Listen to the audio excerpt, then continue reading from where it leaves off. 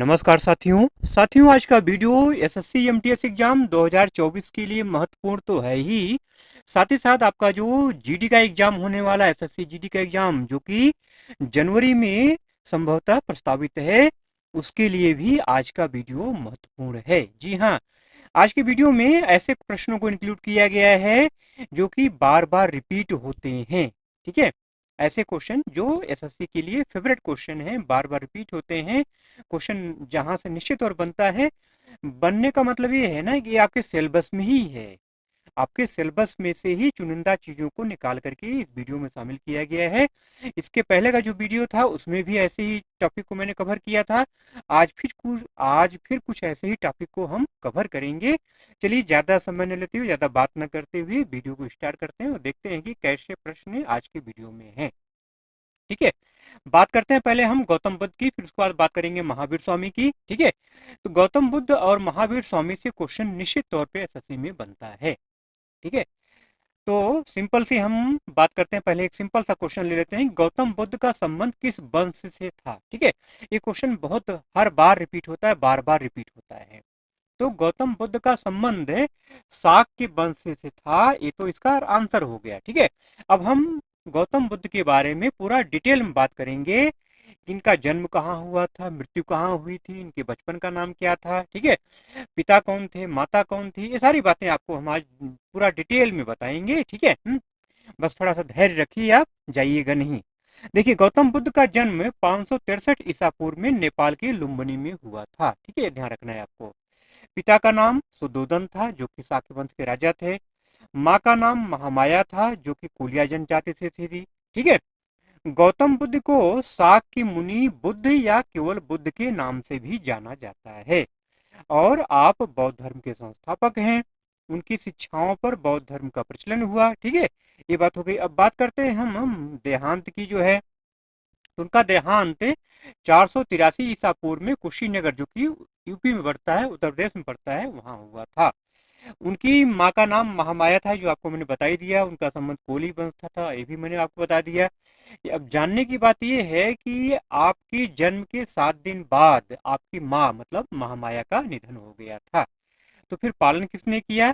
महामाया की जो छोटी सगी बहन थी महाप्रजापति गौतमी, महाप्रजापति गौतमी, उन्होंने ही महात्मा बुद्ध का मतलब सिद्धार्थ का पालन किया। महात्मा बुद्ध का, गौतम बुद्ध का मूल नाम क्या था? सिद्धार्थ था। ठीक है, 16 वर्ष की आयु में दंडपाणी शाक्य की कन्या यशोधरा के साथ आपका विवाह हुआ। राहुल नाम का एक बेटा भी पैदा हुआ। ठीक है, गौतम बुद्ध को ज्ञान की प्राप्ति बिहार के बोध गया में हुई थी। गौतम बुद्ध को ज्ञान की प्राप्ति बैसाख महीने की पूर्णिमा को हुई थी। इस दिन को बुद्ध पूर्णिमा के नाम से जाना जाता है। गौतम बुद्ध को ज्ञान की प्राप्ति पीपल के पेड़ के नीचे हुई थी। यह पेड़ आज बोधि वृक्ष के नाम से जाना जाता है। सारनाथ में ही भगवान बुद्ध ने अपना पहला उपदेश दिया था। यहीं से उन्होंने धर्मचक्र परिवर्तन प्रारंभ किया था। ठीक है, तो ये जितने टॉपिक मैंने महत्वपूर्ण तथ्यों से जो मैं आपको अवगत करा रहा हूँ, ये सारे के सारे महत्वपूर्ण तथ्य, सारे सारे महत्वपूर्ण जो ये टॉपिक हैं, इनसे क्वेश्चन बनता है। तो जिनसे क्वेश्चन बनता है उन्हीं को मैं इंक्लूड किया हूँ, उन्हीं को मैं आपको बता रहा हूँ। तो ये आपको ध्यान में रखना है। अब बात करते हैं महावीर स्वामी की, जो ही ये भी बहुत ही फेवरेट क्वेश्चन है। देखिए, महावीर स्वामी, भगवान महावीर जैन धर्म के 24वें और अंतिम तीर्थंकर थे। ठीक है, भगवान महावीर का जन्म करीब 2500 वर्ष पहले वैशाली गणराज्य के क्षत्रिय कुंड में क्षत्रिय परिवार से हुआ था। महात्मा बुद्ध का संबंध किससे है? शाक्य वंश से है। और महावीर स्वामी का संबंध किससे है? क्षत्रिय वंश से है। ठीक है, अब दोनों की शिक्षाओं की अगर बात करूं, कभी कभी पूछा जाता है गौतम बुद्ध महावीर स्वामी की शिक्षाओं में क्या अंतर है। तो गौतम बुद्ध ने मध्यम मार्ग का उपदेश दिया। वह मोक्ष के लिए कठोर साधना एवं काया क्लेश में विश्वास नहीं करते थे।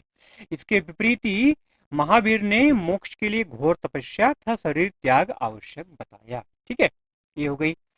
अब बात करते हैं, भगवान महावीर का जन्म 540 ईसा पूर्व में वैशाली के पास कुंडग्राम में हुआ था। ये तो बात हो गई जो है। महावीर स्वामी की जो मृत्यु है वो 468 ईसा पूर्व में कार्तिक अमावस्या को हुई थी। ठीक है, ये कहाँ हुआ था? बिहार के पावापुरी में, जिसको हम निर्वाण दिवस कहा जाता है। ठीक है, तीर्थंकर महावीर का जन्म इक्ष्वाकु वंश के राजा सिद्धार्थ और लिच्छवी गणराज्य की रानी त्रिशला के शाही क्षत्रिय परिवार में हुआ था। ठीक है, अगला प्रश्न है नीति आयोग, योजना आयोग, नीति आयोग, यहाँ से क्वेश्चन निश्चित तौर पर बनते हैं। बात करते हैं नीति आयोग की। क्वेश्चन सिंपल सा क्वेश्चन है कि नीति आयोग की रिपोर्ट 2023 के अनुसार सबसे कम गरीब राज्य कौन सा है या सबसे ज्यादा गरीब राज्य कौन सा है, इस टाइप से क्वेश्चन बनता है। ठीक है, तो नीति आयोग की रिपोर्ट के मुताबिक केरल में सबसे कम बहुआयामी गरीबी है। ठीक है, अब सबसे ज्यादा जो गरीबी है वो है बिहार में, उसके बाद मेघालय का नंबर आता है। अब हम थोड़ा सा बात कर लेते हैं नीति आयोग के बारे में। ठीक है, देखिए नीति आयोग का जो गठन है वो 1 जनवरी 2015 को हुआ था। नीति आयोग का मतलब होता है राष्ट्रीय भारत परिवर्तन संस्था, सरकार के थिंक टैंक के रूप में कार्य करता है। योजना आयोग के स्थान पर इसको बनाया गया है। प्रधानमंत्री नरेंद्र मोदी नीति आयोग के अध्यक्ष हैं। नीति आयोग का मुख्यालय कहाँ है, नई दिल्ली में है। और अध्यक्ष की बात होगी तो उपाध्यक्ष कौन है, के सुमन बेरी हैं। ठीक है, सुमन के बेरी। और नीति आयोग के जो मुख्य कार्यकारी अधिकारी हैं, मतलब सीईओ जो हैं, वो आर सुब्रमण्यम हैं। अगला प्रश्न है कि द्रविड़ शैली में गोपुरम क्या होता है, द्रविड़ शैली और नागर शैली, यहाँ से क्वेश्चन निश्चित तौर पर बनता है। ठीक है, देखिए हिंदुस्तानी स्थापत्य कला की 3 शैलियां हैं। आज आपको हम तीनों शैलियों के बारे में बताएंगे। ठीक है, पहले हम बात करते हैं द्रविड़ शैली की। द्रविड़ शैली के मंदिरों में जो बने बड़े प्रवेश द्वार होते हैं ना, उनको गोपुरम कहा जाता है। ये बात हो गई। ठीक है, जैसे कि तंजावुर का भव्य मंदिर है जिसे राजेश्वर या बेदेश्वर मंदिर कहा जाता है, द्रविड़ शैली में निर्मित है। इसका निर्माण राजा चोल द्वारा लगभग 1009 ईस्वी में पूरा किया गया था। ये क्वेश्चन जो है बहुत बार पूछा गया है, बृहदेश्वर मंदिर निर्माण किसने करवाया है। ठीक है, और द्रविड़ शैली भारतीय हिंदू स्थापत्य कला की 3 में से एक शैली है। मैंने ऊपर बताया ना आपको कि 3 शैलियां हैं, भारतीय हिंदू स्थापत्य कला की 3 शैलियां हैं। वो तीनों शैलियों के बारे में आज हम चर्चा करेंगे। ठीक है, ये शैली दक्षिण भारत में विकसित होने के कारण द्रविड़ शैली कहलाई।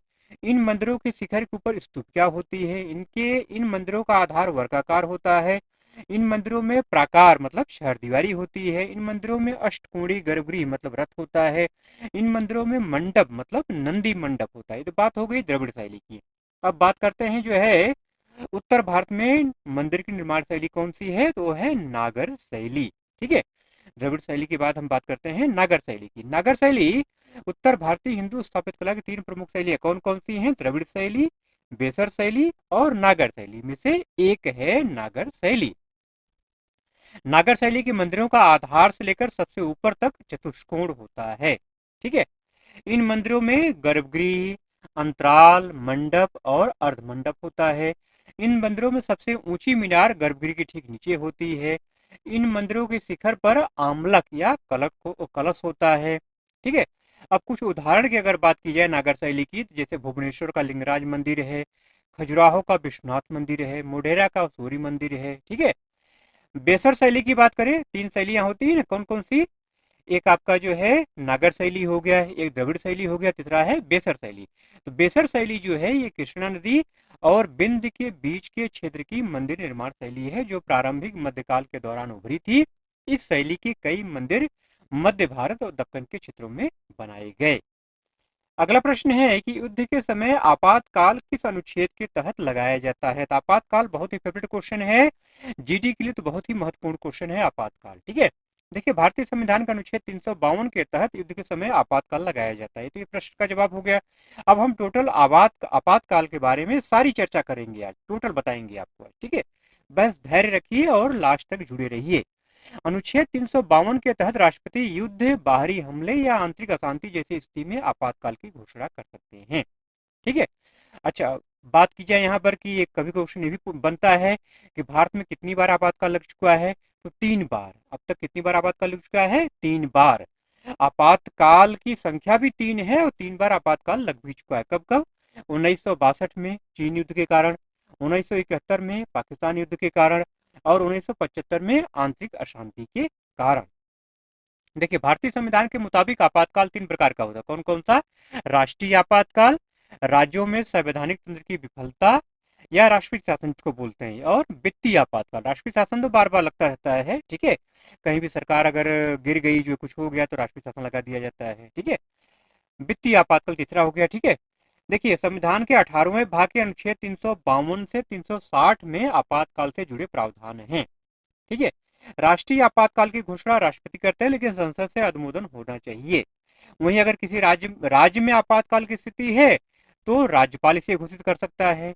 अनुच्छेद 352 के तहत राष्ट्रीय आपातकाल, जबकि अनुच्छेद 356 के तहत राज्यों में आपातकाल लगाने का प्रावधान है। वहीं अगर वित्तीय आपातकाल की बात करें तो अनुच्छेद 360। ठीक है। अब बात आती है आपातकाल का प्रावधान किस देश से संविधान से लिया गया है, तो जर्मनी के संविधान से लिया गया है। ठीक है। भारतीय संविधान के भाग 18 में आपातकाल से जुड़े प्रावधानों का उल्लेख है। आपातकाल कितने समय के लिए लगाया जा सकता है, तो मैक्सिमम 6 महीने के लिए, और जरूरत पड़ने पर इसे बढ़ाया जा सकता है। आपातकाल के दौरान मौलिक अधिकारों को निलंबित किया जा सकता है। भारत में आपातकालीन प्रावधान जर्मनी के बीमर संविधान से अधिग्रहित किए गए हैं। ठीक, ये टोटल जानकारी आपको मैंने दे दी आपातकाल के बारे में। अगला प्रश्न है कि ईस्टर त्योहार किस धर्म के लोग मनाते हैं। धर्मों से संबंधित क्वेश्चन निश्चित तौर पे आता है, चाहे मुस्लिम धर्म हो, हिंदू धर्म हो, ईसाई धर्म हो, सिख धर्म हो, यहाँ से क्वेश्चन निश्चित तौर पर बनते हैं। तो ये जो चारों धर्म है, चारों धर्मों से संबंधित जो क्वेश्चन महत्वपूर्ण है उनको जरूर से आपको तैयार कर लेना है। बात करते हैं ईस्टर धर्म की। ईस्टर जो त्योहार है ये ईसाई धर्म के लोग मनाते हैं। ठीक है। ईस्टर ईसा मसीह के क्रूस पर चढ़ने के 3 दिन बाद उनके पुनरुत्थान की याद में मनाया जाता है। अगला प्रश्न है कि किसकी स्थापना आत्माराम पांडुरंग ने की थी, तो प्रार्थना समाज इसका राइट आंसर है। ठीक है। प्रार्थना समाज, आर्य समाज, ब्रह्म समाज। ठीक है। इस सब से क्वेश्चन निश्चित तौर पे मेरे भाई बनता है, ये आपको तैयार रखना है। ठीक है। स्थापना कब हुई थी? 31 मार्च 1867 को बॉम्बे में प्रार्थना समाज की स्थापना हुई थी। प्रार्थना समाज ब्रह्म समाज की ही एक शाखा थी। Atmaram Pandurang Bombay natural history society के 2 भारतीय सह संस्थापकों में से एक थे। ठीक। अगला प्रश्न है कि कथकली किस राज्य का शास्त्रीय नृत्य है। टोटल 8 शास्त्रीय नृत्य आपके हैं, ये आप जानते ही हैं। ठीक है। तो ये 8 शास्त्रीय नृत्य के बारे में आपको जानकारी होनी चाहिए। बात करते हैं कथकली की। कथकली जो है केरल का शास्त्रीय नृत्य है। ठीक है। यह एक ऐसी नृत्य शैली है जिसमें नाटक, संगीत, नृत्य और अनुष्ठान के तत्वों को मिलाया जाता है। कथकली जो शब्द है 2 मलयालम शब्दों से मिलकर बना है। कथा मतलब, जिसका मतलब होता है कहानी, और कली का मतलब होता है प्रदर्शन। ठीक है। कथकली की प्रस्तुति रात में होती है, इसलिए प्रकाश के लिए भद्रदीप, जिसको 8 बिलक्कू कहा जाता है, जलाया जाता है। कथकली की शुरुआत में कुछ आचार अनुष्ठान किए जाते हैं, जैसे कि केलीकुट्टू, अरंगुकेली, तोड़यम, बंदन श्लोक, पुरप्पाड, मंजुतल, मतलब मेलबदब भी जिसको बोलते हैं। ये जो शब्द मैं बता रहा हूँ ना, तो मलयालम के, इनको आपको ध्यान रखना है, इनके आधार पर भी क्वेश्चन बनते हैं। अगला प्रश्न है कि किशोरी अमोनकर का संबंध किस घराने से है। घराने से क्वेश्चन तो निश्चित तौर पर डालना है आपको, चाहे लखनऊ घराना हो, ठीक है, चाहे बुंदेलखंड घराना हो, चाहे ग्वालियर घराना हो, चाहे जयपुर घराना हो। ठीक है। इनसे क्वेश्चन, चाहे कालिका बिंदादिन घराना हो, बनारस घराना हो, इनसे संबंधित जो भी प्रसिद्ध कलाकार हैं उनको आपको ध्यान में रखना है। तो किशोरी अमोनकर का संबंध किस घराने से है? जयपुर घराने से है, जयपुर अतरौली घराने से। किशोरी अमोनकर एक भारतीय शास्त्रीय गायिका थी। किशोरी अमोनकर को 1987 में पद्म भूषण और 2002 में पद्म विभूषण से सम्मानित किया गया था। ठीक है। अगला प्रश्न है कि जस्टिस फॉर द जज किसकी आत्मकथा है? तो Ranjan Gogoi, justice for the जज एंड ऑटोबायोग्राफी, भारत के पूर्व मुख्य न्यायाधीश रंजन गोगोई की आत्मकथा है। रंजन गोगोई भारत के सर्वोच्च न्यायालय के 46 में मुख्य न्यायाधीश रह चुके हैं। राम जन्मभूमि का जो ऐतिहासिक फैसला हुआ है, फैसले की जो कमेटी थी सुप्रीम कोर्ट की ना, संवैधानिक पीठ जो थी, उनके जजों में से एक जज थे रंजन गोगोई। ठीक है। अब हम थोड़ा बात कर लें कि जस्टिस अन्ना चांडी की, बार बार क्वेश्चन इनसे भी बनता है। देखिए, जस्टिस अन्ना चांडी भारत की पहली महिला जज और हाई कोर्ट की जज बनने वाली देश की पहली महिला जज थी। उन्हें पहली पीढ़ी की नारीवादी बताया गया है।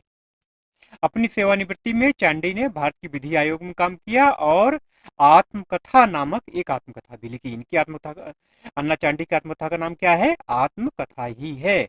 1973 में प्रकाशित हुआ था। ठीक है। अब कुछ महत्वपूर्ण क्वेश्चन और ले लेते हैं आत्मकथा के ऊपर जो कि आपसे पूछे जाते हैं, जैसे कि डॉक्टर भारतेंदु हरिश्चंद्र की आत्मकथा का नाम क्या है? कुछ आप बीती कुछ जग बीती। और गुरुदेव रवीन्द्रनाथ टैगोर की आत्मकथा का नाम क्या है? अपने जीवन की आत्मकथा। ठीक है, नहीं, मेरी आत्मकथा जो है ये रवीन्द्रनाथ टैगोर के जीवन की आत्मकथा है। ठीक है, गुरुदेव रवीन्द्रनाथ टैगोर के जो है आत्मकथा का नाम क्या है? मेरी आत्मकथा। महात्मा गांधी की आत्मकथा का नाम क्या है? सत्य के साथ मेरे प्रयोग। सुभाष चंद्र की आत्मकथा का नाम क्या है? तरुण के स्वप्न। ऐसे ही स्वामी श्रद्धानंद की आत्मकथा का नाम क्या है? कल्याण मार्ग का प्रतीक, जो कि 1924 में प्रकाशित हुई थी। हरिवंश राय बच्चन, महात्मा गांधी अमिताभ बच्चन के पिता, इनके आत्मकथा का नाम क्या है? क्या भूलूं क्या याद करूं, 1969 में पब्लिश हुआ था। राहुल सांस्कृतायन की आत्मकथा का नाम क्या है? मेरी जीवन यात्रा, जो कि 1946 में प्रकाशित हुआ था। ठीक है, चलिए अब बात करते हैं संगम साहित्य की। यहाँ से भी क्वेश्चन बहुत ज्यादा बनता है। संगम साहित्य किस भाषा में लिखा गया था? तो तमिल भाषा में लिखा गया था। ठीक है, यह साहित्य 5वीं सदी ईसा पूर्व से 2री सदी के बीच लिखा गया था। संगम साहित्य को तमिल साहित्य भी कहा जाता है। ठीक है, संगम साहित्य की रचना और संग्रहण पांड्य शासकों ने मदुरै में आयोजित 3 संगम के दौरान करवाया था। संगम मतलब मीटिंग। ठीक है, संगम साहित्य में 473 कवियों की 2381 रचनाएं हैं। संगम साहित्य में उस समय के 3 राजवंशों का जिक्र मिलता है, चोल, चेर और पांड्य। ठीक है, अब महान कवियों की अगर बात की जाए उस समय की, तो तिरुवल्लुवर एक महान कवि और दार्शनिक थे जिन्होंने तिरुकुलम नामक कविता लिखी है, जिसे तमिल साहित्य का पंचम वेद भी कहा जाता है। एक क्वेश्चन यहाँ से निश्चित तौर पे बनता है। ठीक है, तमिल मतलब संगम साहित्य के महत्वपूर्ण कवि हैं तिरुवल्लुवर। ठीक है, इसके अलावा महिला कवियों की अगर बात करें तो ओबेयार हैं, नचेलियर हैं और काकाई पांडिनियार, ये महिला कवियत्री थी जिन्होंने तमिल साहित्य में अहम योगदान दिया। अगला प्रश्न है कि पीएम मित्र मेगा टेक्सटाइल पार्क कितने राज्यों में स्थापित किया गया है? तो 7 राज्यों में, ध्यान रखना है आपको। ये 7 राज्य कौन कौन से हैं? तमिलनाडु। ठीक है, तमिलनाडु में कहाँ? विरुधनगर में। तेलंगाना के वारंगल में, गुजरात के नौशारी में, कर्नाटक के कलबुर्गी में, मध्य प्रदेश के धार में, उत्तर प्रदेश के लखनऊ और हरदोई में, महाराष्ट्र के अमरावती में। ये 7 जगह जो है टेक्सटाइल पार्क स्थापित किए गए हैं। अगला प्रश्न है कि सीबीआई का चीफ कौन है? वर्तमान चीफ कौन है? सीबीआई मतलब सेंट्रल ब्यूरो ऑफ इन्वेस्टिगेशन, मतलब केंद्रीय जांच ब्यूरो। इसके वर्तमान जो महानिदेशक हैं वो हैं प्रवीण सूद। प्रवीण सूद कर्नाटक के पूर्व पुलिस महानिदेशक और आईजीपी रह चुके हैं। उन्होंने 25 मई 2023 को सुबोध कुमार जायसवाल की जगह ली। प्रवीण सूद का कार्यकाल जो है 2 साल का है। सीबीआई के निदेशक की नियुक्ति जो है कौन करता है? प्रधानमंत्री, चीफ जस्टिस और लोकसभा में विपक्ष के नेता के 3 सदस्यीय जो पैनल होता है ना, उनकी सहमति से सीबीआई के डायरेक्टर की नियुक्ति होती है। अच्छा, सीबीआई के जो संस्थापक थे वो थे निदेशक है, संस्थापक निदेशक जो थे वो थे श्री डीपी कोहली, जिन्होंने 1 अप्रैल 1963 से लेकर के 21 मई 1968 तक सीबीआई का कार्यभार संभाला था। ठीक, अगला प्रश्न है कि केंद्रीय सतर्कता आयोग का वर्तमान अध्यक्ष कौन है?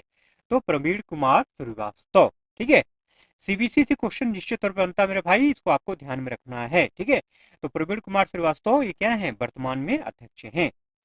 29 मई 2023 को आपने केंद्रीय सतर्कता आयुक्त के रूप में शपथ ली। प्रवीण कुमार श्रीवास्तव से पहले सुरेश एन पटेल थे, जिन्होंने 3 अगस्त 2022 को शपथ ली थी। ठीक है, केंद्रीय सतर्कता आयोग अधिनियम 2003 के तहत केंद्रीय सतर्कता आयोग में 1 केंद्रीय सतर्कता आयुक्त और 2 सतर्कता आयुक्त होते हैं। ठीक है, चलिए इन्हीं प्रश्नों के साथ आज के वीडियो का एंड करते हैं।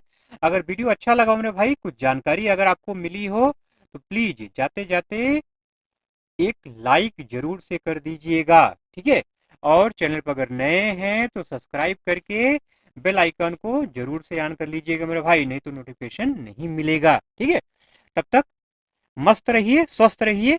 चलिए मिलते हैं ऐसे ही कंटेंट के साथ अगले वीडियो में, तब तक के लिए जय हिंद।